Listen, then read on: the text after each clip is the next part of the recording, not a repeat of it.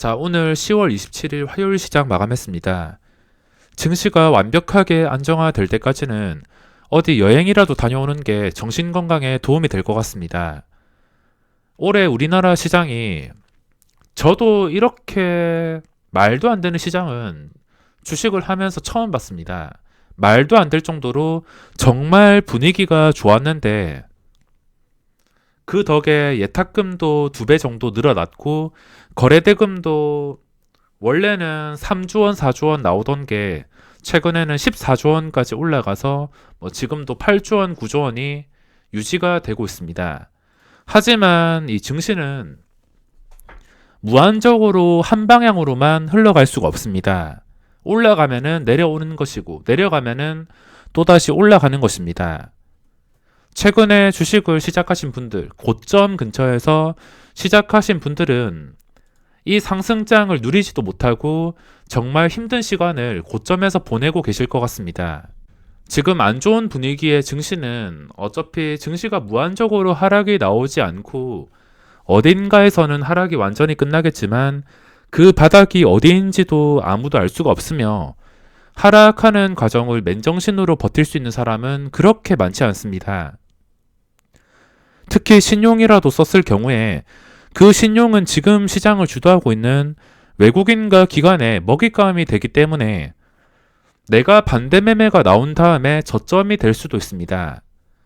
요즘에 매매가 많아지면은 오전장에 수익을 냈다 하더라도 그 수익금을 뺏길 수밖에 없습니다. 그러니까 오전장에 힘 붙을 때 추세 좋아 보이는 거 잠깐 매매해서 수익 챙기고 수익을 못 챙기고 손실이 난다 하더라도 손실을 키우지 않기 위해서 또는 그 수익금을 지키기 위해서는 그 뒤로 지수가 상승하든 말든 HTS를 꺼버리는 게 좋습니다. 지금 상황에서 증시 상승으로 예측할 거라고 들어가봤자 홀짝 게임밖에 되지 않습니다. 지금은 매매를 안 하거나 최소화시키는 게 가장 중요하며 오늘 시장이 반등 실패한 이유는 간단합니다. 제가 매번 말씀드리는 것에 답이 있으며 당연히 오늘 수급 주체가 비정상적이기 때문입니다. 코스닥은 플러스로 마감을 했지만 지금 코스피가 하락으로 마감을 한 상태입니다. 그동안 좀 수급 좀 좋다 싶고 그나마 코스피가 버텨줘서 이거에 대한 변수를 기대할 수 있었는데 보시다시피 오늘은 코스피에서 기관의 매도, 금융투자 쪽에서 좀 강한 매도가 나왔습니다. 어째 되었든 간에 황금선이 중요한데 현재 코스피도 황금선에서 이탈한 상태, 그리고 다우와 나스닥도 지금 21선 이탈한 상태입니다. 이게 지금 가장 중요하며 코스피와 미국 증시가 지금 21선 이탈했는데 비정상적인 수급이 코스닥에서 들어왔기 때문입니다. 비정상적이라 표현하면 좀 이상할 수 있지만 저 같은 단타의 수급이 들어왔다는 것입니다. 단타 치기 위해서 들어온 수급, 제가 항상 말씀드리지만 이 수급은 그렇게 반갑지가 않습니다. 지수를 완벽하게 반등시킬 수급 주체가 들어와야 되는데 저 같은 단타들만 들어왔으니까 지수가 요동을 치는 게 당연하며 오늘 변동성도 무서울 정도였습니다. 시작하자마자 마이너스 4%까지 아무렇지 않게 몇 초 만에 빼버리더니 장중에 플러스 2%까지, 그리고 또 마이너스까지, 그리고 마지막에 또 0.7%까지 그냥 외국인이 완전히 가지고 놀고 있습니다. 자, 여기서 알아둬야 될 것은 외국인이나 기관 이렇게 몇 초 만에 1.4%를 아무렇지 않게 빼버리는 거 보셨다시피 마음만 먹는다면 지수는 언제라도 사이드카가 걸릴 정도로 부셔버릴 수가 있다는 뜻이 될 수 있습니다. 그런 상황이 오면 안 되겠지만 그런 상황에 대해서도 생각을 해야 되며 완전히 안정화가 될 때까지는 당연히 휴식이 필요합니다. 얘들이 어디로 튈지 이 당사자가 아닌 이상 도저히 알 수가 없습니다. 자, 수급을 좀 자세하게 본다면 오늘 수급 외국인 쪽에서 코스닥을 쓸어 담으면서 반등이 나왔지만 이 기관 투자자는 여전히 고정적으로 꾸준히 매도가 나오고 있습니다. 오늘 이 상승이 반가우려면 차라리 외국인이 관여하지 않고 뭐 외국인이 뭐 플러스 한 100억 정도 좀 적게 사던가 아니면 마이너스로 마감하면서 개인 투자자가 순매수가 찍히면서 마감을 하던가 아니면 그동안 하락을 시켰던 주체가 저번처럼 한번 쉬어간다던가 다시 매수가 하루 이틀 정도 들어오던가 그런 식으로 반등이 나왔어야 되는데 기관 투자자는 고정적인 매도 그리고 외국인이 2,300억치 매도가 나왔습니다. 당연히 다시 나가야 될 물량이라 생각하시면 되겠으며 얘들은 길어봤자 얼마 가지 못합니다. 들어와서 얼마 버티지 못하고 다시 매도할 준비를 하게 되는데 지금 또 문제가 되는 것은 최근 3거래일 동안 이렇게 매수가 들어왔습니다. 지수를 받쳐주면서 장기 투자할 목적이 아니라 저 같은 단타할 확률이 굉장히 높은 상태며 저번이랑 비슷하게 생각하시면 되겠습니다. 잠깐 들어온다 하더라도 이렇게 바로 이탈하고 또 들어와도 바로 이탈.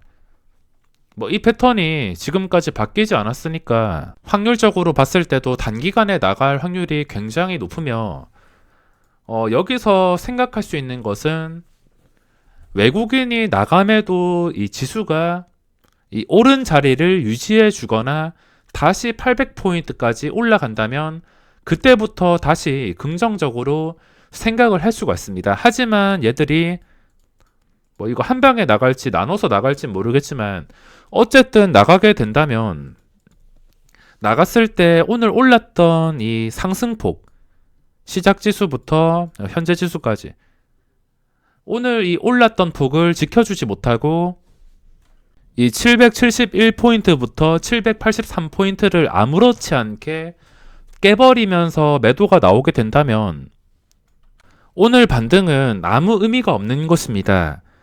얘들이 어디로 튈지 알 수가 없으며 보시다시피 그냥 완전히 가지고 놀고 있습니다. 그냥 외국인의 수급에 따라서 지수도 똑같이 움직인다 생각하면 될 것이며 어디로 튈지는 정확하게 장중에 따라갈 수가 없습니다.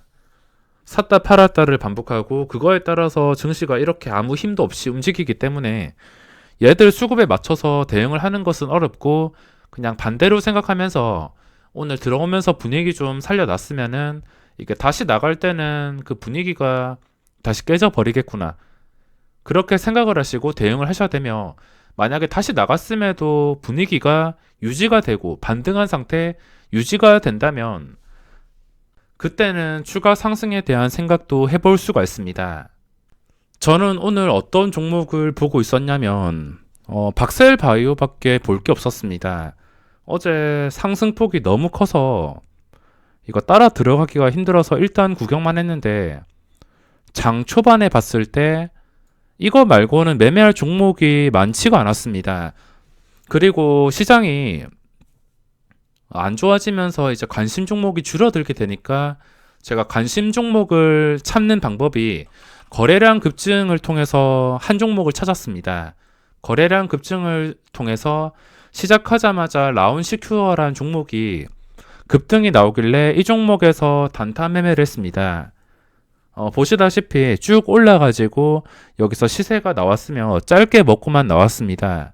결과는 좋지가 않지만 그래도 당장은 거래량 급증과 장 초반에 이곳에서 돈이 다 몰렸기 때문에 라운시큐어를 잠깐 공략을 했으며 그 뒤에도 상승이 나와서 고점 제대로 뚫어주면서 여기까지 이 자리까지 완벽하게 뚫어주어서 두 번째 VI까지 가면 좋았을 텐데 더 이상 상승이 나오지 않고 무너지게 되었습니다. 종목이 줄어들게 되니까 당일 거래량이 이렇게 급증하는 종목들 장 초반에만 좀 공략을 하고 있습니다. 박셀 바이오도 상승폭에 비해서 그냥 짧게 먹고 나오긴 했지만 이거는 앞으로 어디까지 올라갈지도 모르며 그리고 이오플로우랑 피플바이오 전부 다 단기간에 많이 올랐습니다. 어디까지 올릴지 도저히 상상이 안 되는데 만약에 한 종목이 좀 심할 정도로 크게 무너지게 된다면 이것들이 다 연관된 종목들은 아니지만 그래도 신규 상장 테마로 한 종목의 장대 음봉이 나오게 된다면 다른 종목들도 영향을 받을 수 있어서 이제는 영역을 완전히 벗어난 종목들이기 때문에 도저히 매매를 못할 것 같습니다. 한다 하더라도 정말 빠른 단타, 분봉 보고서 여기서는 힘을 받을 것 같다 싶은 그런 단타, 오전에 올랐다가 오전 고점 뚫어주는 타이밍이라든지 그런 장 초반에만 잠깐 빠르게만 매매가 가능할 것 같습니다. 자, 그리고 장중에 수급이 정말 많이 들어온 종목이 있는데 기아차라는 종목이 있습니다. 변동성을 기대하지 않던 종목이었는데 오늘 이 수급 때문에 변동성이 나오게 되었습니다. 만약에 이런 수급이 들어오지 않았다면 어제 시간의 거래에서 3% 정도 상승한 다음에 오늘 갭상승이 나온다 하더라도 그 갭상승한 상태에서 더 올라가기가 힘들 수 있었을 텐데 보시다시피 기관 쪽에서 완전히 쓸어 담았습니다. 오늘 이 종목을 집중적으로 쓸어 담았는데 현재 위치로 봤을 때 호가 단위가 변하는 5만원 위까지 올라왔으며 그 전 고점이 51,500원, 한 51,000원에서 51,500원 정도로 본다면 대응하기가 수월할 것 같으면 밀린다 하더라도 이 자리를 좀 강력하게 지켜준다면 이거는 그 다음 상승으로 올라갈 가능성이 있습니다. 자, 오늘 거래대금 상위를 보겠습니다. 박셀바이오가 1위, 2위가 현대공업. 최근에 무너진 차트라서 갑자기 상승이 나온다 해서 쉽게 들어갈 수가 없었습니다. 항상 이름이 찍히는 종목들과 시젠이 잠깐 반등이 나왔습니다. 시젠이 지금 해야 될 것은 황금선 회복해주고 나서 계속해서 유지를 해줘야지 그 다음 좀 긍정적으로 생각하고 매매를 진행할 수 있을 것 같습니다. 근데 지금 반등 이기지 못하고 만약에 여기서 오늘 반등한 4%를 다시 잡아먹는다면은 그때부터는 정말 힘들어질 수가 있습니다. 그리고 우리 기술 투자가 시간의 거래에서 6% 정도 올라서 갭상승이 9% 정도 떴습니다. 하지만 최근에 무너진 흔적이 있어서 이건 손을 대지 못했습니다. 보시다시피 시간의 거래에서 급등은 다 해먹은 종목들이 나오는 경우가 많아서 차트가 별로 좋지 않은데 이 일본 기준으로 차트가 마음에 안 드는데 시간의 거래에 갑자기 많이 올랐다면 일단 경계를 하거나 매매를 포기하는 게 맞습니다. 그리고 코스피에서는 기아차 말고는 딱히 볼만한 게 없었으며 빅히트가 바닥을 찍고서 양봉으로 마감을 했습니다. 혹시나 해서 여기서 추가 급등이 나오면서 VI가 걸리나 싶었는데 역시나 호가창을 보니까 정말 답답했습니다. 그래도 좀 특이점이 있다면 사모펀드에서 실컷 팔다가 더 이상 매도가 나오지 않고 매수가 들어와서 마감했습니다. 어제 기관 투자자 매도가 나오더니 그래도 보호 예수 물량 제대로 팔아 먹으려면 13만 5천 원 이상을 유지해 줄 생각인지 매수가 들어왔지만 어차피 장기적으로 보는 게 아니라서 별로 신경 쓸 필요는 없습니다. 장후 시간의 거래에서는 3만 주나 쌓이면서 마감을 했습니다. 자, 오늘 기관의 수급을 본다면 코스피에서는 추세가 별로 좋지 않은 종목에서 크게 의미가 없는 수급들이 들어왔습니다. 딱히 볼만한 게 없으며 코스피에서 특이한 종목은 기아차 수급이 오늘 집중적으로 들어왔습니다. 그리고 현대모비스 그리고 최근에 수급이 좀 계속 지속이 되는 게 두산중공업이라는 종목이 있습니다. 어제 안 좋은 음봉이 나오긴 했지만 음봉이 나온 다음에 바로 양봉이 나오면서 어째 되었든 간에 14,000원 근처까지 근접을 하면서 14,000원만 제대로 회복해 줄 경우에는 그 뒤에도 양봉 한번 기대할 수 있기 때문에 이 수급이 계속해서 들어오게 된다면 주가가 올랐던 자리를 유지해 주는지 확인을 해봐야 될 것 같습니다. 그 외에는 딱히 눈에 띄는 수급은 없습니다. 그리고 녹십자라는 종목이 이틀째 쉬어가고 있는데 오늘 4.6%가 빠졌습니다. 수급 상위에도 찍혀 있는데 수급 상태를 봤을 때 기관의 매수가 꾸준히 들어오고 있습니다. 그 전과는 이 수급 패턴이랑 움직임이 좀 다른 편입니다.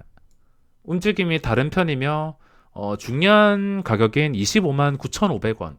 이 자리 밑에서 마감을 했지만 뭐 시간이 지나가지고 다시 자리를 지켜주게 된다면 그때는 다시 한번 더 큰 상승을 기대할 수 있지만 만약에 그게 아니라 계속해서 떨어진다면 떨어지는 칼날을 잡을 필요가 없습니다. 자, 그러면 오늘은 여기까지 보고 지금 중요한 것은 다시 나가야 될 외국인의 수급이 들어왔다는 것입니다. 다시 나감에도 올랐던 자리를 유지해 주는지 확인이 필요할 것 같으며 다시 나갔는데 올랐던 자리 지켜주지 못하고 그냥 800포인트 밑에서 계속 밀린다 싶으면 계속해서 저점을 깰 수가 있습니다. 지금은 매매를 쉬거나 매매 횟수를 최대한 줄이시는 게 좋습니다. 잠깐 반등이 나온다 하더라도 여기서 끝까지 반등할 기대감보다는 나중에 완전히 안정화된 뒤에 계획을 세운다 하더라도 돈 벌 기회는 충분합니다. 그럼 이번 영상은 여기서 마무리하겠습니다.